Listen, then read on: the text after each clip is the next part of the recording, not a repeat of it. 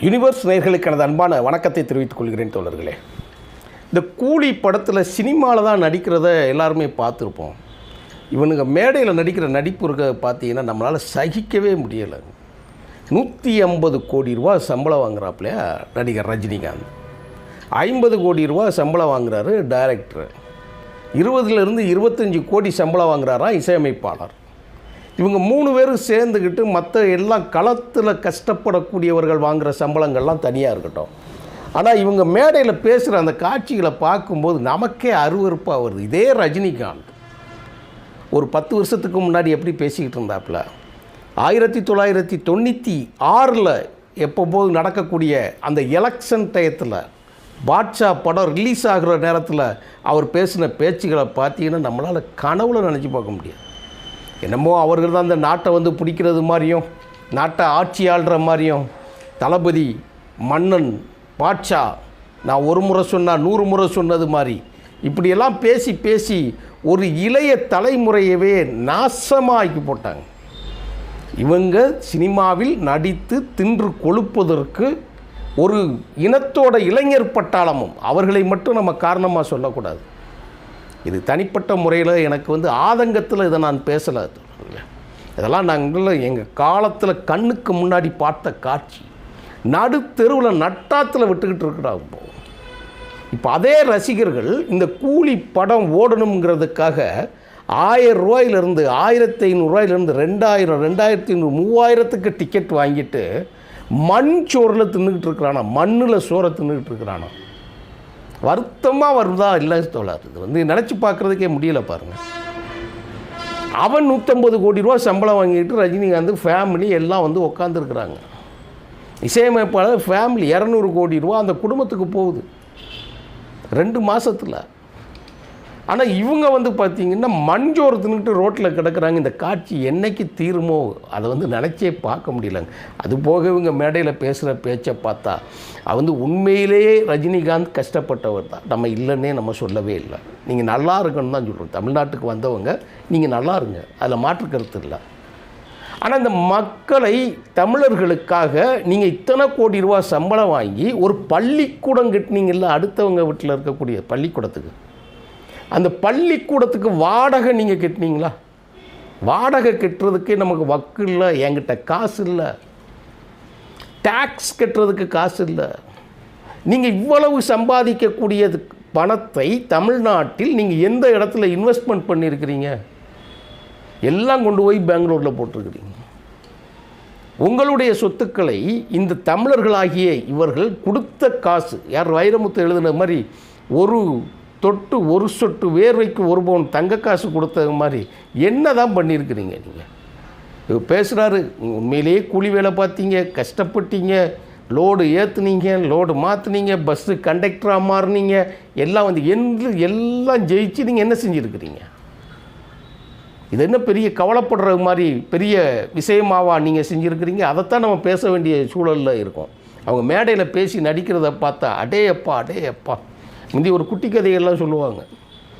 எல்லாம் இந்த குட்டி கதையை சொல்லி என்ன செய்வாங்கன்னா, அடுத்து வரக்கூடிய ஆட்சி யார் என்று தீர்மானிக்கிற இடத்தில் இந்த நடிகர்கள் இருப்பதை போல் கொண்டு போய் மக்களை முட்டாளாக்குனாங்க. இன்றைக்கி கூலி படத்தில் பார்த்தா ஒரு காட்சி கிடையாது, ரிலீஸில் ஒரு வார்த்தை பேசினது இல்லை, எந்த அரசியலை பற்றியும் பேசினது இல்லை. தொண்டர்களாகிய ரசிகர்களாகிய தோழர்கள் தான் தெரிஞ்சுக்கிடணும், யாருக்கு பணம் பணத்தோடு தான் சேரும், மற்ற எதோடையும் சேராதுங்கிறத புரிஞ்சுக்கிட்டா அவங்களுக்கு இந்த சிக்கலே வராது. கோயிலாக சுற்றிக்கிட்டு இருக்கிறாங்க.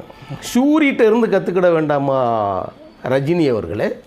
உங்கள் படத்தோட டிக்கெட் இருக்குல்ல, நடிக்கிற படத்தோட டிக்கெட்டு, அந்த டிக்கெட்டோட காசு நார்மல் காசாக வாங்கணும்னு சொல்கிறதுக்கு உங்களுக்கு ஏதாவது ஒரு மனச்சாட்சி இருக்கா?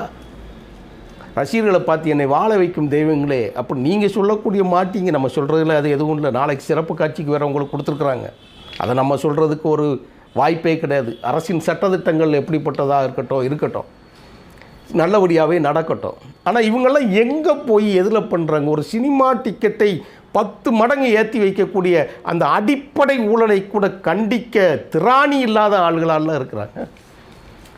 என்டர்டைன்மெண்ட்டுக்கு என்னங்க இது?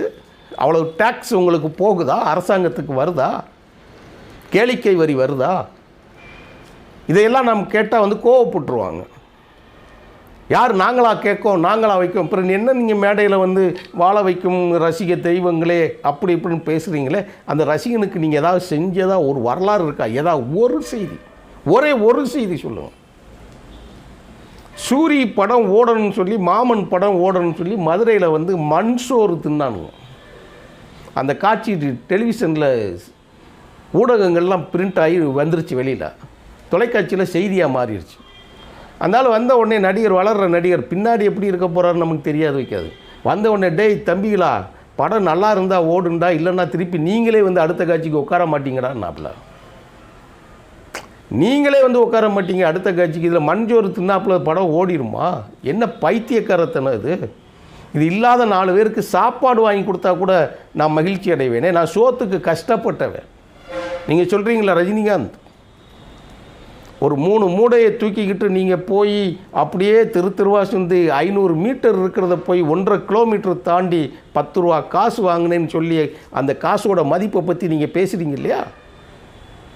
நான் சொல்கிறது நல்லா உங்களுக்கு புரிஞ்சுக்கோங்க. உங்கள் கவனத்திற்கு போகிறார்களோ இல்லை பார்க்கக்கூடிய ஏதோ தோழர்களுக்கு ஒரு விஷயம் சொல்லுங்க. ஒரு அரிசி மூடையை 3 தூக்கி ஏற்றி அனுப்பிடுறாங்க. இவர் தூக்கிக்கிட்டு போகிறாரு. தூக்கிட்டு போய் இங்கனக்குள்ளே 500 மூட்டை தானே, நமக்கு ஒரு 10 ரூபா கிடைக்கும்னு சொல்லிட்டு வண்டியை தள்ளிட்டு போகிறார். அப்போ அந்த ரோட்டில் வண்டி ஆக்சிடெண்ட் ஆயிடுச்சு. அதுக்கு மேலே வண்டி போக முடியலை. அப்போது வண்டி டைவர்ட்ஸ் பண்ணி விடுதாங்க, திருப்பி விட்டுருக்குறாங்க. அந்த 500 மீட்டர் இடத்த சுற்றி வாரதுக்கு 1.5 கிலோமீட்டர் சுற்றி வாராரு. வந்து அந்த மூடையை இறக்கி போட்டு காசு கண்ட போயிட்ட வசவு வாங்கி வண்டியை இழுத்து நாக்கு தள்ள போய் கஷ்டப்பட்டு வாரங்கன்னு நீங்கள் பேசும்போது அந்த அரங்கமே அமைதியாக இருக்குது, பின் ட்ராப்பில் இருக்குது. உங்கள் மனைவியோட க்ளோஸ்அப் காட்சிகளை காட்டுறாங்க, உங்கள் பிள்ளைகளோட க்ளோஸ்அப் காட்சிகளை காட்டுறாங்க. தொண்டர்களை யாரையும் காட்டலை, எல்லாம் இருக்கிறாங்க. எல்லாம் முடிச்சுட்டு 10 ரூபா காசை வாங்கிட்டு அந்த சரோஜா என்கின்ற மேடம் வந்து நீ படுப்பா நான் கொண்டு வரேன்னு சொல்லி கூப்பிட்டு போகிறாங்க. பக்கத்துலேயே இன்னொரு கடைக்கு கொண்டு போகிறாங்க. அங்கே வந்து உங்கள் கூட படித்த ஒரு தோழர் இருக்காருன்னு சொல்லிட்டு வெக்கப்பட்டேன் கஷ்டப்பட்டேன்னு நீங்கள் சொல்கிறீங்க. காசோட மதிப்பு தெரியுதுல்ல? எத்தனை பேர் வண்டி இழுத்து, எத்தனை பேர் கஷ்டப்பட்டு, எத்தனை பேர் வீட்டில் திருடி 1000 ரூபா 1500 ரூபா உங்கள் படத்தை கொண்டு போய் கொட்டுறானே, அந்த வேதனை உங்களுக்கு இருக்கா? நீங்கள் இந்த வரி இல்லைன்னா நான் இந்த காணொலியை நான் போட மாட்டேன். நீங்கள் கஷ்டப்பட்டு வேதனைப்பட்டு வந்தவங்ககிட்ட யாராவது கள்ள மார்க்கெட்டில் டிக்கெட்டு வாங்கி என்னுடைய படத்தை பார்க்க வேண்டாம் என்று ரசிகர்களுக்கு ஏதாவது சொன்னது உண்டா? நீங்கள் என்ன கஷ்டப்பட்டு அந்த கூலி வேலை பார்த்து அந்த காசோட மதிப்பு உங்களுக்கு தெரிந்திருந்தால் அந்த இதை சொல்லுவீங்க. நீங்கள் அதை சொல்லலையே. சூரி சொன்னாப்லையே, டேய் படம் நல்லா இருந்தால் ஓடுண்டா, இல்லைன்னா ஓடாதுன்னு. கோயிலாக சுற்றுறானுங்க. அவங்க கோயிலாக சுற்றுறது நெட்டை திறந்தாலே, ஆன்லைன் திறந்தாலே, டிவிகளில் எல்லாமே இதுதான் சரி. நீ ஒழுங்காக படம் எடுத்தால் ஓடப்போகுது, இல்லைன்னா தேட்டரை விட்டே ஓடப்போகுது. யாருக்காகலாம் போய் பார்க்க போகிறது கிடையாது. அவங்க சொன்ன கதைகள்லாம் எங்கே போச்சு? உங்களை மாதிரியே கூட நடிச்சுக்கிட்டு இருந்த சிவகுமாரோட பையன்தான் நடிகர் சூர்யா கார்த்தி. அகரம்ங்கிற ஃபவுண்டேஷன் வச்சு ஆயிரக்கணக்கான 80,000 மாணவ மாணவிகளை படிக்க வைத்து அழகு பார்த்துக்கிட்டு இருக்கிறாங்க. நீங்கள் என்ன செஞ்சுருக்கீங்க இந்த தமிழ்நாட்டுக்கு? கேட்குறதுக்கு வெக்கமாக இருக்குது. அரசியல் கட்சி ஒன்றை ஆரம்பிக்கிறதா சொல்லி அத்தனை பேரையும் தெருவில் விட்டுட்டு போனவங்க. எவ்வளவு பெருமையான பிள்ளைகளை வளர்த்து அவங்க நடிப்பில் கொண்டு வந்து அரசியல் கட்சிகளை ஆட்படாமல், அரசியலுக்கு ஆட்பட இப்போ இன்னொருத்த வந்து சுற்றிக்கிட்டு இருக்கிறான். தன்னோட ரசிகர்களை கட்டுக்கோப்பாக வச்சுருக்கங்கிற அதெல்லாம் தாண்டி பிள்ளைகளை வந்து கல்விக்கு செலவழிக்கக்கூடிய இதுகளை கொண்டு வந்து ராஜ்யசபா உறுப்பினராக இருக்கக்கூடிய கமலஹாசன் வியந்து பாராட்டுற அளவுக்கு உண்டானதாக இருக்கிறாங்க. உங்கள் படத்தில் நடிச்சிருக்கிறாரு அமீர்கான். தன் படத்தில் சொல்லுவதற்கு வாய்ப்பில்லை என்று தெரிந்த பிறகு வெளிப்படையாக சிவகார்த்தியின் மன்னிப்பு கேட்டதாக பத்திரிகைகளில் செய்தி வந்திருக்கிறது. அவர் நடிக்கிற படங்கள் எப்படிப்பட்ட நடங்களாக இருக்குன்னு சொல்லி நீங்கள் பாருங்கள். உங்கள் பிள்ளைகளை சொல்கிறீங்க, சௌந்தர்யா, ஐஸ்வர்யா, விசாகனை பற்றி சொல்கிறீங்க, இமயமலைக்கு போகிறீங்க, கோயிலாக சுற்றுறீங்க. ரொம்ப கஷ்டம். என்ன கஷ்டப்படுறாங்க உங்களுக்கு? என்னங்க கஷ்டம்? உங்களுக்கு என்ன கஷ்டம்? தனி ஃப்ளைட்டில் போய் நடிக்கிறீங்க, தனி ஃப்ளைட்டில் போய் அங்கே போய் இறங்கிக்கிடுறீங்க இமயமலையில்.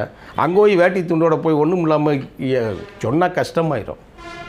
ஏண்டா கோடான கோடி பணத்தை எங்கே வைக்கிறதுன்னு தெரியாமல் பள்ளிக்கூடத்துக்கு வாடகை கிட்ட வக்கு இல்லாமல் அரசாங்கத்தை ஏமாற்றி ஒன்றிய அரசாங்கங்களுக்கு சால்ரா போட்டு நீ வாழ்க்கையை வாழ்ந்து கொண்டிருக்கக்கூடிய நீங்கள், தமிழ்நாட்டு தேட்டர்களை குட்டிச்சோறாக்கி அந்த வரிசையில் வந்தக்கூடிய நீங்கள், உங்களுடைய கூலி கஷ்டத்தைப்பட்டு பேசும்போது பின்ட்ராப்பில் இருக்கக்கூடிய மக்கள் இதை கேட்கக்கூடிய யாருக்காவது ஒரு ஆள், சில பேர் திட்டுவாங்க வைப்பாங்க.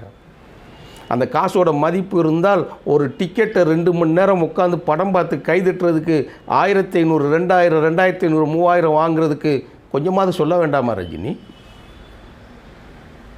அப்புறம் என்ன கூலிக்கு மரியாதை இருக்குது? பணத்துக்கு என்ன மரியாதை இருக்குது? அப்புறம் நீங்கள் அந்த கஷ்டத்தை பற்றி நீங்கள் ரொம்ப உருக்கமாக பேசல, வெக்கமாக இல்லையா அவங்களுக்கு? அதைத்தான் நம்மளுக்கு கேட்க சொல்லுது.